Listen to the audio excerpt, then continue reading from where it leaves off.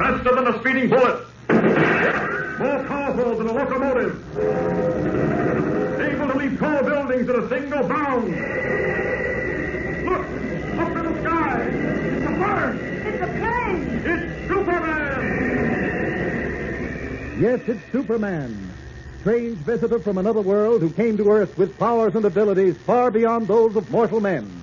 Superman, who can change the course of mighty rivers, bend steel in his bare hands, and who, disguised as Clark Kent, mild-mannered reporter for a great metropolitan newspaper, fights a never-ending battle for truth, justice, and the American way. But before we join Superman, here is an important message. Fellows and girls, have you ever seen a squadron of American bombers roaring through the air in formation? Have you seen newsreel pictures of Uncle Sam's destroyers cutting through the seas on patrol in search of enemy subs and surface raiders? I'm sure you have, and I bet you were thrilled. You probably felt terribly proud, too. Well, if you've been buying war-saving stamps regularly, you have a right to be proud. Not only because those planes and those ships represent the fighting spirit of America, but because you helped to build them. Yes, sir?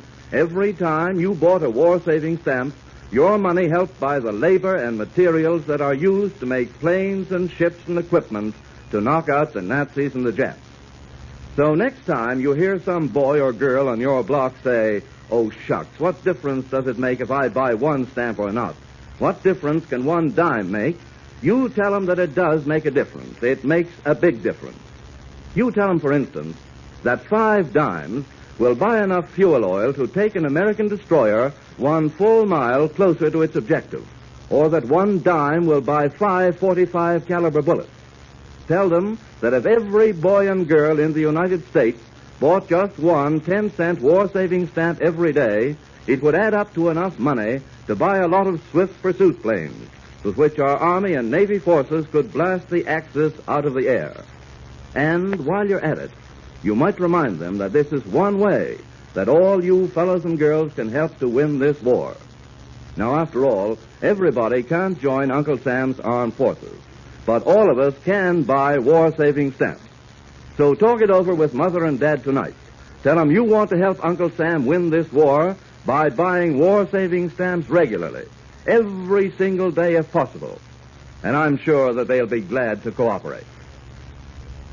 And now, the adventures of Superman. Clark Kent, Lois Lane, and Jimmy Olsen are in Arabia having very strange and exciting adventures. In our last episode, Countess Wojcicka, a Polish refugee, the living image of Lois Lane, had been abducted by a band of Arab desperados led by a man known only as the Fez. In the meantime, Lois Lane and Sir Mycroft Bittersweet, a penniless Shakespearean actor, had also vanished under mysterious circumstances. Dropping his disguise of Clark Kent, Superman went into the streets of Mecca in search of a certain fortune teller and forced him to reveal that the man known as the Red Fez would show up shortly to pay him. Returning to the scene later as Clark Kent, accompanied by Jimmy, he was met by a very strange surprise indeed. Listen. You say there's something strange about that fortune teller, Jim? Yes. He's got a long, crooked scar on the back of his hand. Well, what of it? There's only one other man with a scar like that, and that man is Sir Mycroft Bittersweet, the Shakespearean actor. Jim, you can't mean that. I certainly do. He's no fortune teller. He's Sir Mycroft himself. But that isn't possible. I had a long talk with that fortune teller less than an hour ago, and he's certainly the same one No. Now that you mention it, there is a slight difference. Look, the Countess Wojcicka may be Lois's exact double. But if 2 people have that identical scar in the back of the same hand, well, I'll believe anything. Even that the moon is made of green cheese. Well, if you say Sir Mycroft had that same scar on the back of his hand, then our so-called fortune teller over there must be Sir Mycroft. Unless... Unless what? Well, that scar might be painted on his hand, you know. Oh, golly, Mr. Ken, I'm all confused as it is. 2 hours ago, we left Sir Mycroft in that hotel room, trying to bring Lois back to consciousness. Now we find him here disguised as a fortune teller. Now you say it may be the fortune teller disguised as Sir Mycroft. Well, we've got to take into consideration all possible... You know something? I'll bet I'm not Jimmy Olsen. I'll bet I'm Lois Lane disguised as Jimmy Olsen. Or maybe I'm the Grand Mufti of Zululand. I know just how you feel, Jim. All this is a bit confusing, but I think we're going to get to the bottom of it pretty quickly. Well, good. Let's grab Sir Mycroft. No need to rush into things. Let's be sure first that he is Sir Mycroft. Come on. What are you going to do? move closer to him and see if we can recognize his voice. Okay. All right, quiet now. We can hear him from here. Fortune, tell your fortune, Effendi. Read your future in the sands. Oh, rummy sort of business, by Jove. No one wants to get his fortune told. Oh, well. 2 fortunes for the price of 1. 2 fortunes for the price of 1. Did you hear that? I certainly did. Come on, we're going to have a little talk with Sir Mycroft Bittersweet. And let me do the talking. Okay. Fortunes, tell your very interesting fortunes. We'll even lie to make it interesting. Tell fortune, Effendi, special reduced rate. Will you tell my fortune? Pleasure, Effendi. Tell me what you wish to know. I will stir the sands and read the future for you. Well, it's this way. An hour or so ago, my young friend here and myself left a certain Sir Mycroft Bittersweet alone in our room with a certain girl named Lois Lane. Ah? When we returned to the room, both Sir Mycroft and the girl were gone. Now, what I want to know is, where is the girl? And Sir Mycroft? Oh, I know where Sir Mycroft is. You do, Effendi? Oh, yes. He's probably fleeing for his life, thinking all sorts of horrors are after him. Shakespearean actor, you see. All talk, but really no courage at all. I figured him for a coward the moment I saw him, a weak-minded, frightened little ninja. Stop. What? I say cease, desist. By Jove, Kent, how can you say such things of me? Here I am, risking my very life. Mr. Kent, do you hear what I dear. hear? That sounds like Sir Mycroft's voice. The East is a strange and mysterious land, Jim. To think of this Arab fortune teller sounding like Sir Mycroft. Well, I not only sound like him, I am him. Poor fellow's out of his mind. Yes, the poor man really believes he is Sir Mycroft Bittersweet. Oh, devil take it, I am Sir But you Mycroft. couldn't possibly Oh, be... Kent, old chutney, for heaven's sakes, it's I tell you. I, Sir Mycroft, concealed under several layers of theatrical grease paint. Look here, old boy, you see, it comes off on my fingers, you see? By golly, it does, Mr. Kent. Maybe this man is Sir Mycroft after all. Oh, a wonderful boy, a most discerning boy. But, Jim, if this man is really Sir Mycroft, what's he doing disguised as that Arab fortune teller? Well, I can explain everything, by Jove. Go ahead, then. We're listening. Well, after you and the laddie here popped off to investigate room 24, leaving me with the unconscious Miss Lane in room 19, it occurred to me that Miss Lane might not yet be out of danger. What do you mean? Well, consider what had gone before, old boy. Miss Lane had vanished while walking with you in the bazaar. Then later, we'd seen a woman whom we mistook for Miss Lane in the lobby of your hotel. And we discovered that this woman was actually registered as a Countess Wojcicka. Baffling, what? That's putting it mildly. Well, I've never believed in exaggerating matters, you know.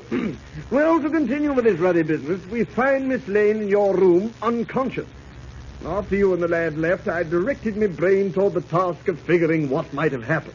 It wasn't long before I had the answer. And what was that, Sir Mycroft? Miss Lane had been captured by a band of desperados who had mistaken her for the Countess Wojcicka.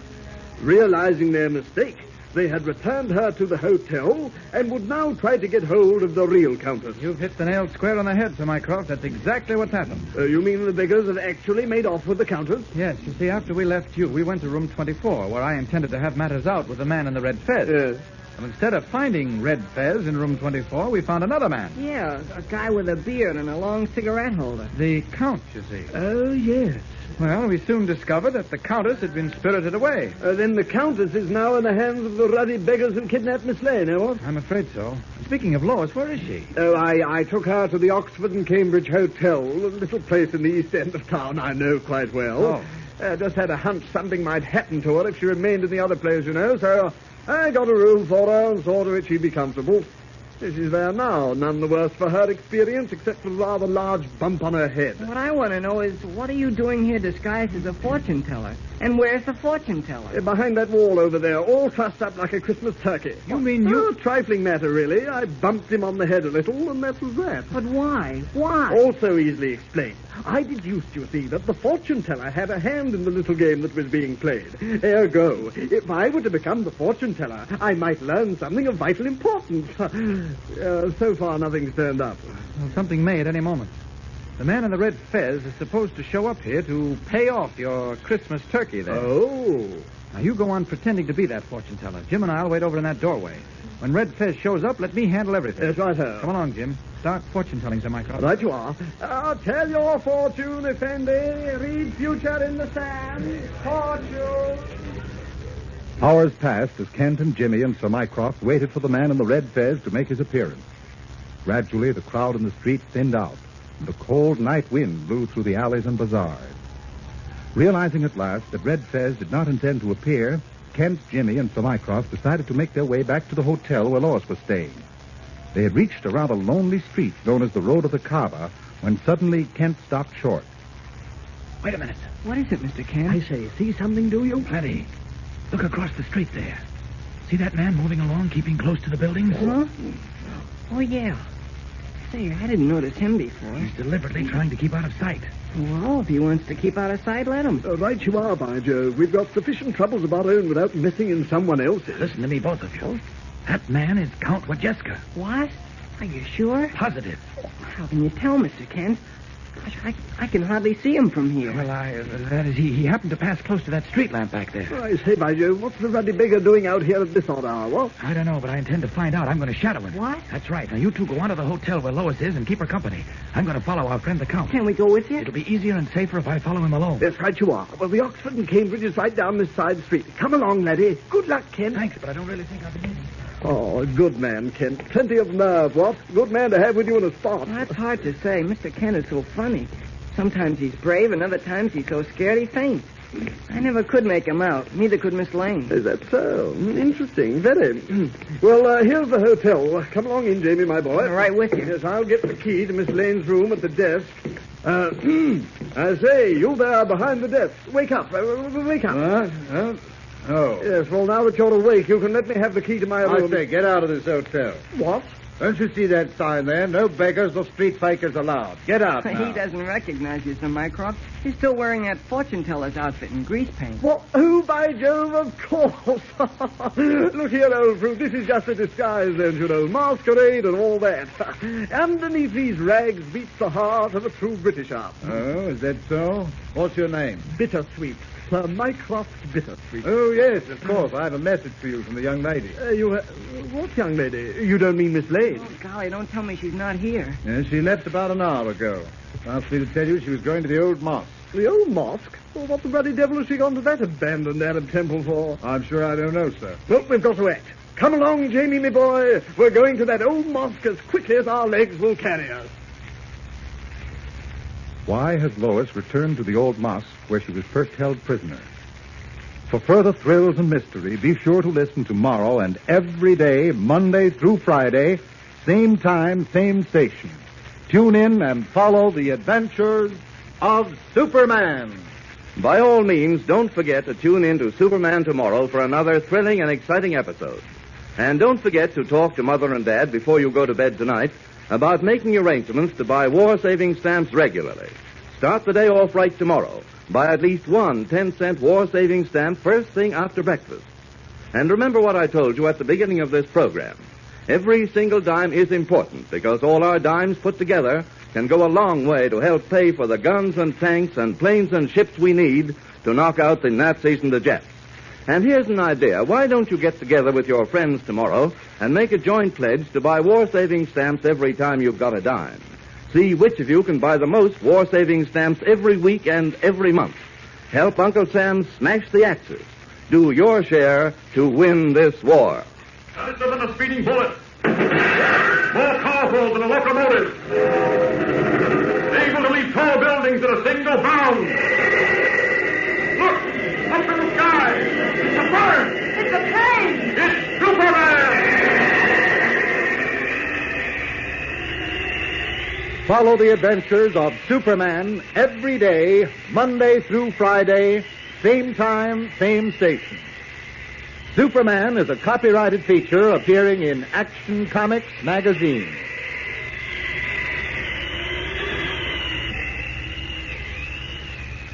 This is Mutual.